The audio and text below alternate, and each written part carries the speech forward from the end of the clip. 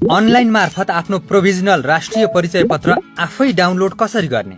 आउनुहोस् जानिहालौं। राष्ट्रिय परिचय पत्र नम्बर प्राप्त गरिसकेका नेपाली नागरिकले पञ्जीकरण विभागको आधिकारिक सिटिजन portal.donidcr.gov.np/ne ओपन गर्नुपर्छ।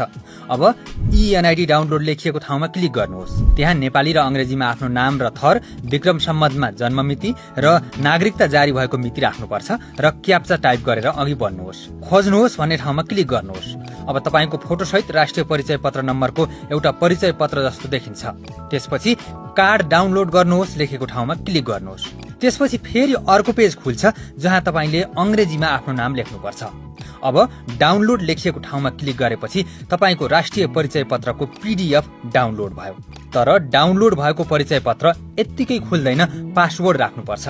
पासवर्ड चाहिँ तपाईको नामको पहिलो 4 अक्षर अंग्रेजीमा ठूला अक्षरमा र जन्ममितिको साल लेख्नुपर्छ।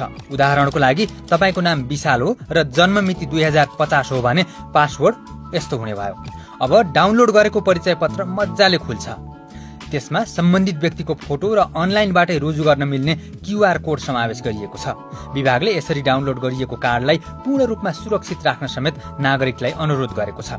अहिलेसम्म विभिन्न सार्वजनिक निकाय वा संस्थाले विभागको पोर्टलबाट प्रिन्ट गरिएको फोटो सहितको निस्सा हेरेर सेवा दिँदै आएका थिए। तर अब eNID कार्डमा रहेको QR कोड स्क्यान गरेर त्यसमा देखिएको विवरण र नागरिकले देखाएको निस्साका विवरण भिडाएर मात्र सेवा प्रवाह गर्न विभागले सबै सरोकारवाला निकायलाई आग्रह गरेको छ।